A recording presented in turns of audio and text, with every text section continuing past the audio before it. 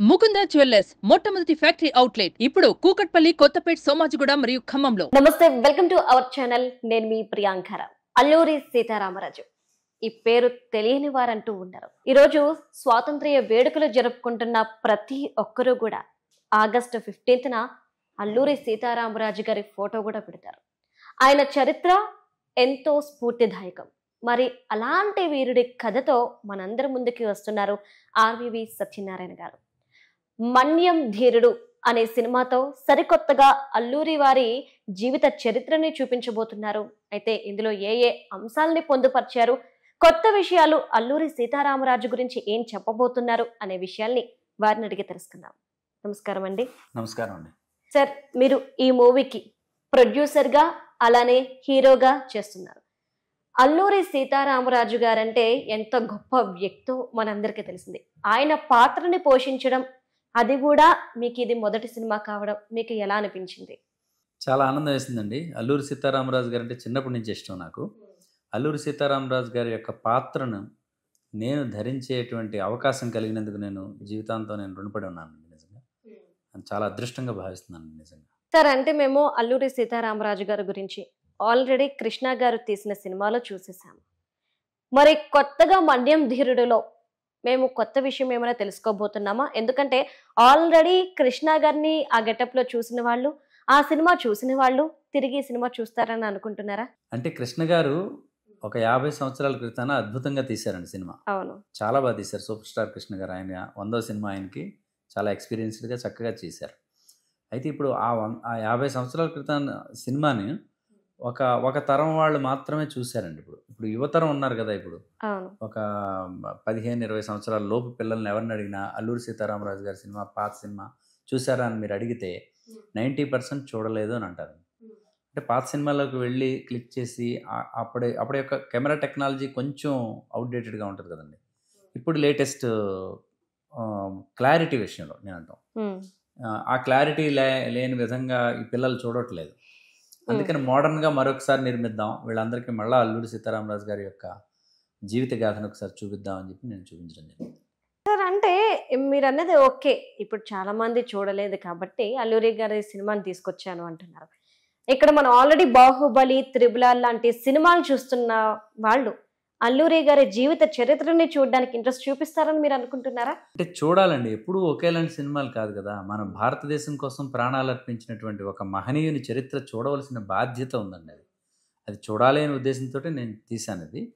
ఈ సినిమాలో అల్లూరి సీతారామరాజు గారు అసలు ఏమి చేశారు, ప్రజల కోసం ఎలా చనిపోయారు, ఎందుకు చనిపోయారు, ఏమేమి మంచి పనులు చేశారు అనేటువంటి అతని యొక్క భావోద్వేగాలు ఎలా ఉన్నాయి, అతని యొక్క ప్రాణాన్ని ఎలా త్యాగంతో ఆయన బలైపోయారు అనేటువంటి విషయాన్ని నేటి యువతరానికి తెలియజేయాలనే ఉద్దేశంతో నేను తీయడం జరిగింది. సార్, అంటే మీరు ఎన్నో పుస్తకాలు చదివాను అంటున్నారు. అల్లూరి సీతారామరాజు గారి గురించి పుస్తకాలు చదివి ఆయన గురించి తెలుసుకున్నాక నేను ఇక్కడ సినిమా తీస్తున్నాను అనేసి అంటున్నారు. అంటే మరి అల్లూరి గారు చనిపోయారు, తెల్లవాళ్ల చేతిలో చనిపోయారు అని చెప్పేసి ఆల్రెడీ ఫైల్ ని క్లోజ్ చేశారు. మనకి మూవీస్ లో కూడా అదే చూపిస్తూ ఉంటారు. మరి మీరు చదివిన పుస్తకాలు ఏం చెప్తున్నాయి? నిజంగా అల్లూరి గారు చనిపోయారా, లేదంటే రెండు కథలు ప్రస్తుతం ప్రచారంలో ఉన్నాయి. ఒకటి, ఆయనకి సంజీవిని మొక్క తెలుసు కాబట్టి ఆయన బ్రతికే ఉన్నారు అన్నది ఒకటి. ఇంకొకటి, మరొకరి రూపంలో మరొకరి వేషధారణలో ఆయన జీవితాన్ని నేను అనుభవిస్తున్నారు అని చెప్పేసి ఒకటి. మరి ఏది వాస్తవం? పుస్తకాలు మీకు ఏం చెప్పాయి? ఈ సినిమా ద్వారా ఏం చెప్తున్నారు? నేను చేసిన రీసెర్చ్లో సీతారామరాజు గారు చనిపోలేదు అని మోర్ దాన్ 50% వచ్చిందండి నాకు. కానీ సీతారామరాజు గారు చనిపోయారు అని రికార్డ్స్లో మనకి గవర్నమెంట్ ఆఫ్ ఇండియా రికార్డ్స్లో అలా ఉంది. దాన్నే మన ప్రభుత్వం ఫాలో అవుతుంది కాబట్టి దాన్ని మనం అంగీకరించక తప్పదు. కానీ పర్సనల్గా అయితే సీతారామరాజు గారు చనిపోయి ఉండరేమో అనేటువంటి నా పర్సనల్ అభిప్రాయం. ఎందుకంటే సీతారామరాజు గారు అతని లాగానే సేమ్ డూప్లు ఆ యుద్ధ వ్యూహంలో ఒక భాగంగా అప్పట్లో తిరిగేవారంట. కొంతకాలం ఆయన నుండి పోరాటం చేసి ఉండొచ్చు అని చెప్పి నేను అనుకుంటున్నా. అయితే ఏదో రకంగా చనిపోయి ఉంటారు. 100 సంవత్సరాల కాకపోతే అది ఎలా చనిపోయారో ఏంటో అదొక మిస్టరీ అని చెప్పి అందరూ అంటుంటారు. మా నాన్నగారు కూడా ఎప్పుడు ఒప్పుకోలేదండి. రాజు గారు చనిపోయారంటే ఒప్పుకోరు. ఆయన్ని చంపడం ఎవరి వల్ల కాదు అంటారు అంతే. ఏపీలో ఇప్పటికీ కూడా మీరు నమ్మినా నమ్మకపోయినా మన్యం, మీరు ఏదైతే అన్నారు మన్యం జిల్లా వాసులను ఎవరైనా అడగండి, అల్లూరి సీతారామరాజు గారు తెల్లవారుల చేతిలో చనిపోయారు అంటే ఎవరు కూడా ఒప్పుకోరు ఈ విషయాన్ని. ఇప్పటికీ వాళ్ళందరి గట్టి నమ్మకం ఆయన ఎక్కడో ఆ రోజు బ్రతికే ఉన్నాడు అని చెప్పేసి నమ్ముతూ ఉంటారు. రైట్. ఇక తర్వాత మనం చూసుకుంటే గనక అల్లూరి సీతారామరాజు గారికి కొన్ని అదృశ్య శక్తులు అలానే అద్భుత శక్తులు ఉండేవి, అందుకనే ఒకే సమయంలో 2 వేరు చోట్ల ఉండేవారు అని చెప్పేసి ఒక పదం ఇప్పుడు ప్రచారంలో ఉన్నదండి. అది ప్రచారంలో చాలా దగ్గర నేను ఆ గిరిజన ప్రాంతాల్లో ఇప్పటికీ ఉన్నటువంటి పెద్దవాళ్ళని వెళ్ళి నేను ఎంక్వైరీ చేస్తే ఆయన మాయమయ్యి మళ్ళీ ప్రత్యక్షమయ్యేటువంటి శక్తులు కొన్ని ఉండేవి. అతని కారణ జన్ముడు, ఇలాంటి యుగ పురుషులు ఏదో 1000 సంవత్సరాలకో 2000 సంవత్సరాలకో ఒకసారి జన్మిస్తూ ఉంటారు. చాలా అరుదుగా జన్మించేటువంటి మహావీరులు వీళ్ళు, అలాంటి కేటగిరీ అని చెప్పి చెప్పడం జరిగింది నాకు. దానికి నిజంగా కూడా ఆయన అప్పుడు చెప్పుకోవడం ఏంటంటే, ఈయన ఒక 10 కిలోమీటర్స్ ఉందంటే మనకు ఒక మినిమం 1.5 to 2 hours పడుతుందండి. ఆయన 15-20 minutesలో వెళ్ళిపోయేవారట మ్యాక్సిమం. అంత స్పీడ్గా ట్రావెల్ చేయడం అనేది మరి ఆయన గొప్పతనం, అది ఆయన ఔదార్యం. యాక్చువల్లీ మన్యం ధీరుడు నేను ట్రైలర్ మొత్తం చూసిన తర్వాత నాకు ఆశ్చర్యం అనిపించిన విషయం ఏంటి అంటే కనుక, అప్పట్లో అంటే 1920-19 ఆ సమయాల్లో వాతావరణం ఎలా ఉండేది, మట్టి ఇళ్ళు ఇవన్నీ కూడాను చాలా చక్కగా మళ్ళీ ఆ అట్మాస్ఫియర్ ని తీసుకొచ్చారు. అంటే ట్రైలర్ చూడగానే నాకు ఒక విధంగా చాలా బాగా నచ్చింది. కానీ నాకు ఒక సందేహం, అల్లూరి సీతారామరాజు గారి సినిమాలో మనం అక్కడ కృష్ణ గారి సినిమా చూసుకుంటే కనుక అందులో హీరోయిన్ అనే క్యారెక్టర్ ఉంటుంది. బట్ మీ ట్రైలర్ మొత్తం నేను అబ్జర్వ్ చేస్తే అక్కడ హీరోయిన్ అనే ఒక టాపిక్ కూడా రాలేదు. అంటే మీరు హీరోయిన్ ని చూపించట్లేదా? కాదండి, సీతారామరాజు గారికి యాక్చువల్గా హీరోయిన్ లవ్ ఏం లేవండి. అసలు నేను ఎంక్వైరీలో నేను చేసినటువంటి స్టోరీలో ఎక్కడా లేదు అని మీరు అంటున్నారు. కానీ ఆయన పేరులో ఉన్న సీత అనే పదం ఆయన భార్యది అనేసి అంటారు. చిన్నప్పుడు రామరాజు గారు అండి, అతన్ని చిట్టిబాబు అని పిలిచేవారు. అతన్ని వాళ్ళ ఇంట్లో వాళ్ళ అమ్మగారు, వాళ్ళ నాన్నగారు ఒక ఫోటోగ్రాఫరు రాజమండ్రి గోదావరి పుష్కరాల్లో కలరాతో చనిపోయారు చిన్నప్పుడే. తర్వాత వాళ్ళ అమ్మగారు ఈయన్ని సీతారామరాజు అయితే రామరాజు, అరే రామరాజు ఇలా రారా అని, సీత ఏమో చెల్లెలు, సీతారాముడు ఇద్దరు రండిరా అని పిలిచేదంట ఆవిడ. భోజనం కానీ పిలుస్తుంటారు కదా అమ్మ, పిలుస్తుంది. సీతారాములు ఎక్కడా రండి అని పిలిచేదట అమ్మ. అంటే సీతారాములను ఇద్దరిని కలిసి పిలిచినట్టు. ఒక్కొక్కసారి మామూలుగానే సీతారామరాజులు ఇద్దరు వెళ్ళారండి అంటే, ఒకసారి సీత ఇలారా రామరాజు లాంటి సీతారామరాజులు ఇద్దరు వెళ్ళండి అంటే అలా పిలుచుకునేది అమ్మ ఆ టైంలో. అలాగే అదే పిలుపు ఊర్లో కూడా అలవాటు అయిపోయింది. గిరిజన ప్రజల్లో కూడా రాములు వారి యొక్క సీతారాముల యొక్క విగ్రహాలు అక్కడ చిన్న చిన్న మట్టి బొమ్మలో వాళ్ళ శక్తి కొలిది ఆ ఊరికి దీన్ని బట్టి ఉండేదండి. రామాలయం లేని ఊరు ఉండేది కదా అప్పుడు.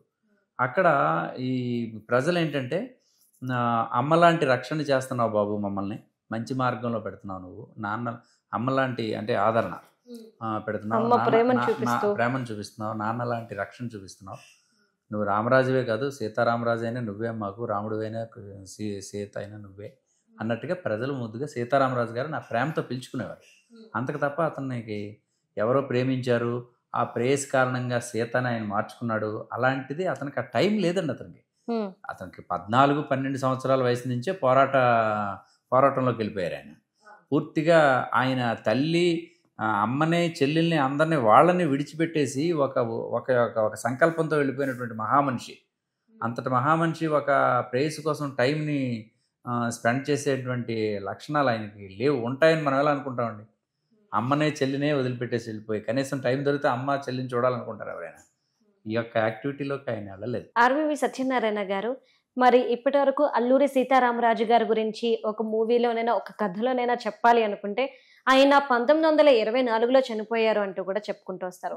మరి మీ సినిమాలో ఏం చెప్తున్నారు? అంటే నేను చూపించిన విధానం, చనిపోయినట్టు చూపించిన విధానం సినిమా చూస్తే మీకు అర్థమవుతుంది. రాబోతుంది కదా ఖచ్చితంగా సినిమాలో సెప్టెంబర్ 20 మీకు థియేటర్లో వస్తుంది, అందులో మీకు కనిపిస్తుంది ఎలా చూపించాను. కానీ మన్యం ధీరుడు మన్యం జిల్లాకే ఆయన ఒక ఎలా చెప్పాలో కూడా ఆయన గురించి వర్ణించడానికి కూడా పదాలు సరిపోవన్న సీతారామరాజు గారి జిల్లా పెట్టడం నాకు చాలా ఆనందం వేసింది. ఖచ్చితంగా అందరూ హర్షించదగ్గ విషయం సార్. మరి అలాంటి వ్యక్తి నరయాడిన ఆ భూమి ఏదైతే ఉందో అక్కడ మీకు కావాల్సినన్ని ఫెసిలిటీస్ ఉంటాయి, కావాల్సినంత సీనరీ ఉంటుంది, ఇదంతా వదిలేసుకొని మీరు ఎందుకు నార్త్ సైడ్ 30 to 40% మూవీ అక్కడే తీశారు అని చెప్పేసి తెలిసింది ఎందుకు? సీతారామరాజు గారు దేశాటన చేశారండి. దేశంలోని వివిధ ఏ రకంగా ఇంగ్లీష్ వాళ్ళు మన ప్రజలు ఎక్కడ ఏ ప్రాంతంలో ప్రజలు ఎలా టార్చర్ అనిపిస్తున్నారు, అసలు వీళ్ళ యొక్క స్ట్రెంగ్త్ ఏంటి, వీళ్ళ విధానాలు ఏంటి తెలుసుకోవడం కోసం దేశాటన చేస్తూ ప్రముఖులైనటువంటి పోరాట యోధుల్ని చాలామందిని కలుస్తూ ఆయన దేశాటన చేస్తే కొంతమంది సురేంద్రనాథ్ బెనర్జీ లాంటి ఒక పోరాట యోధులు కొంతమంది కలకట్టాలో ఆయనకి కొంచెం సలహా ఇచ్చారు. నువ్వు ఒక్కడవే పెద్ద కొండను గుద్దుతున్నావు, అక్కడ అది అతి భయంకరమైనటువంటి మహాశక్తి బ్రిటిష్ సామ్రాజ్యం, అంటే ఆ సామ్రాజ్యాన్ని సింగిల్ మ్యాన్ నువ్వు ఎలా ఎదుర్కొంటావు, ఎలా చేస్తావు అని చెప్పంటే దానికి ఈయన ఫోర్స్ఫుల్గా ఇతని యొక్క విధానాలు చెప్పాడు. చెబితే నువ్వు ముందు సంకల్పంతో ఒక ధ్యానం చేయి, ఏకాగ్రతతో ఒక ఏమంటారు అది తపస్సులా చేయమన్నారు.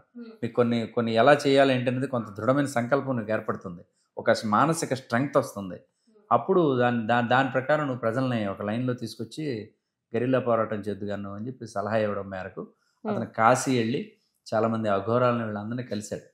తర్వాత హిమాలయ ప్రాంతాలకు వెళ్ళి అక్కడ తపస్సు చేసి కొంతమంది మునులను కలిసి ఆయుర్వేదం నేర్చుకుని అక్కడ నుండి ఆయన మన్యంకి డైరెక్ట్గా రావడం జరిగింది. సార్ పాత సినిమాలో మేము చూస్తే కొన్ని పోరాటానికి సంబంధించి అలానే ఆయన వ్యవహార శైలికి జనాలు ఉత్తేజపరచడానికి కొన్ని పాటలు అనేవి మేము చూస్తూ వచ్చాము, ఇప్పటికీ కూడా వింటూ వచ్చాము. మరి అలానే మీ సినిమాలో ఏమైనా ఉన్నాయి? ఎందుకంటే ట్రైలర్లో మేము ఎక్కడ కూడా ఒక్క పాట కూడా మేము వినలేదు కాబట్టి అడుగుతున్నాము. ఈ మూవీలో కూడా ఏమైనా సాంగ్స్ ఉన్నాయి అంటే ఆయన గొప్పతనాన్ని తెలియజేయడానికి, పోరాట పటిమను తెలియపడానికి ఇలాగా? ఈ సినిమాలో రెండు పాటలు ఉన్నాయండి. ఒకటి భారతమాత యొక్క గొప్పతనాన్ని, భారతమాత యొక్క విశిష్టతను తెలియజేసేటువంటి పాట ఒకటి. రెండో పాట సీతారామరాజు గారి యొక్క గొప్పతనాన్ని తెలియపరిచే పాట. రెండు పాటలు కూడా, ఒకటి భారతదేశం, ఒకటి సీతారామరాజు, రెండే పాటలు పెట్టాను. ఒకటి తుమ్మల శివాజీ గారు రాయగా, రెండోది ఈవి రామనాథ్ శాస్త్రి గారు రాశారు. ఇందులో భరతమాతను ఇష్టపడి అంటే హిమాలయ ప్రాంతాలకు వెళ్ళి ఒక్కసారి హిమాలయ ప్రాంతాన్ని ఒకసారి అలా చూసి పరవశించిపోయి ఆ లోయల్లో నడుస్తూ సీతారామరాజు గారు ఇంత అందమైన ప్రకృతి, ఇంత అందమైన నా భారతదేశమా, నువ్వు అన్యాక్రాంతంలోకి వెళ్ళిపోయావా, నేను తట్టుకోలేకపోతున్నానని చెప్పి అతను బాధపడుతూ ఆనందపడుతూ ఒక పక్క భారతదేశాన్ని పొగుడుతూ అతను నడుచుకుంటూ వస్తారన్నమాట, పాడుతూ ఆ ప్రాంతం అంతా తిరిగారు.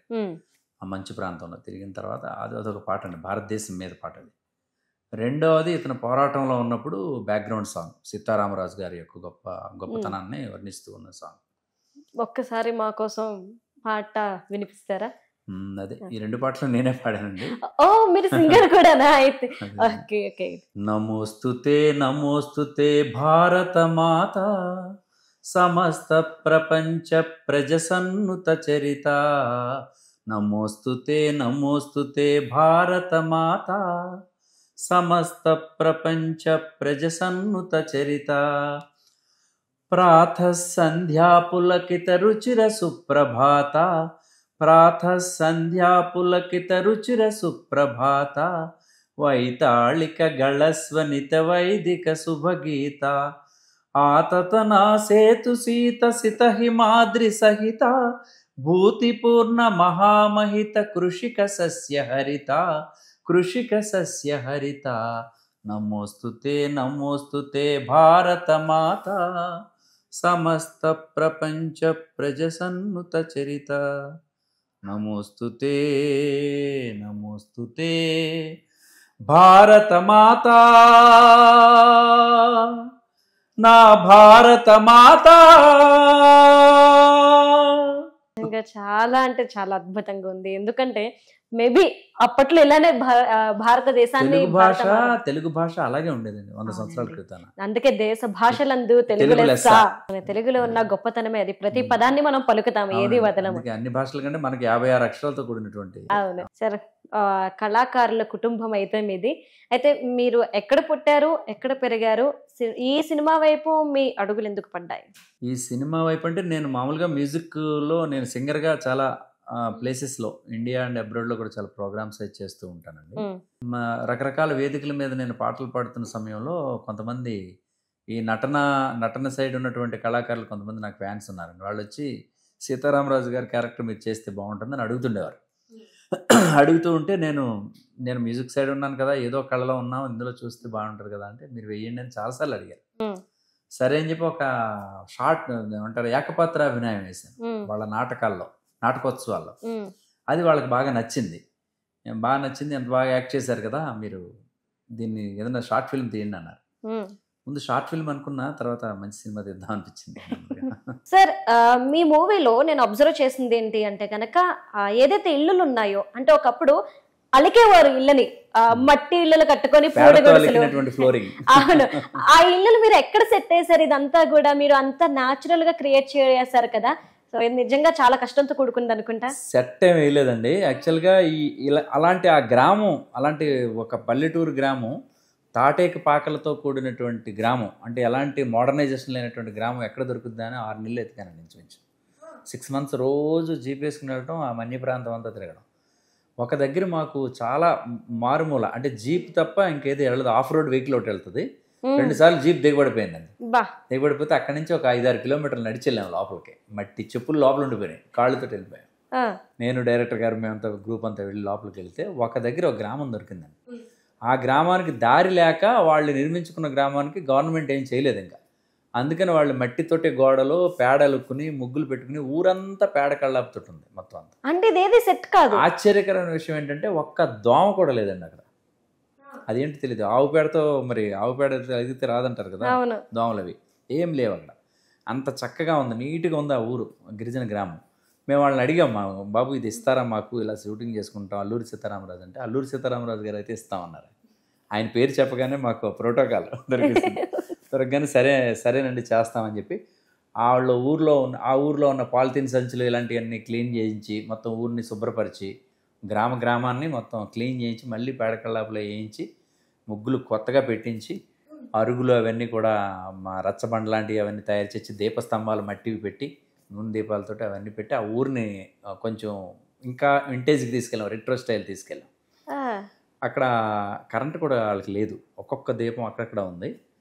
వాటిని కొంచెం సెట్లో కొంచెం మార్పులు చేసి అక్కడ షూట్ చేయడం జరిగిందండి. అప్పుడు మాకు అదే కనుక మేము సెట్ వేయాలంటే మరి రామోజీ ఫిల్మ్ సిటీ లాంటి ఫిల్మ్ సిటీలో వెయ్యాలి, బాహుబలి సెట్ లాగా వేయాలన్నమాట. కొన్ని కోట్లు ఖర్చు అవుతుంది నిజంగా.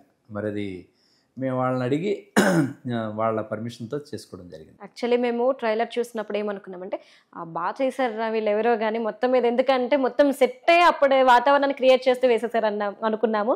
కానీ ఇప్పుడే తెలిసింది సెట్ కాదు, అలాంటి ఊరు ఇంకా ఉంది అని చెప్పి, అంటే 2024లో కూడా.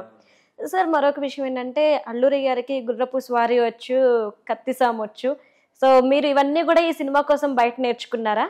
లేదండి, నేను చిన్నప్పుడు నేర్చుకున్నానండి. అది భగవంతుడు అప్పుడు నేర్పించింది, సినిమా తీస్తానని ఏదో ఉండుంటుంది ప్లాన్. మరి చిన్నప్పుడు నేను 10 సంవత్సరాల వయసు అప్పుడు కత్తి యుద్ధం నేర్చుకున్నానండి. ఇప్పుడు మా ఊరు కొంతమంది పగటి వేషగాళ్ళు అంటారు చూడండి, వాళ్ళు వచ్చేవారు, సంవత్సరానికి ఒకసారి వచ్చేవారు, తంజావూరు నుంచి వచ్చేవారు. వాళ్ళు వచ్చినప్పుడు వాళ్ళు ప్రాక్టీస్ చేసినప్పుడు వాళ్ళ దగ్గర నేర్చుకున్నాను నేను కొంతమంది. ఆ కత్తి యుద్ధం ఒక చేత్తో 2 చేత్తో డాలు కత్తితోటి యుద్ధం చేయడం అంతా నేర్చుకున్నాం, బాగా సీరియస్గా నేర్చుకున్నాం. ప్రతి సంవత్సరం నేర్చుకుంటూ అలా ఒక 3-4 years నేర్చుకున్నాం బాగా. కత్తి యుద్ధం బాగా ఆ ప్రాక్టీస్ ఇప్పుడు నాకు పనిచేసింది. తర్వాత నాకు ప్యాషన్ గుర్రపు స్వారీ నేర్చుకోవాలని చిన్నప్పటి నుంచి నేర్చుకో 20-25 years బట్టి నేను హార్స్ రైడింగ్ చేస్తున్నాను. సొంత హార్స్ అవన్నీ ఉన్నాయి, అవన్నీ నేర్చుకుంటా. అందుకని అవన్నీ కూడా సినిమాలో ఇంకా డూప్ లేకుండా మొత్తం మీరే తీశారన్నమాట. హెయిర్ గడ్డం ఈ మూవీ కోసం పెంచుకున్నా, అంటే ఆ నేచురల్ లుక్ కోసం. ఈ మూవీ కోసమే అది 1.5 సంవత్సరంన్నర పెంచానండి హెయిర్ అంతా కూడా. ఇదంతా జుట్టు అంతా ఇప్పుడు పెద్ద కొంచెం సేవ్ అవుతుంది మరి సినిమా వరకు.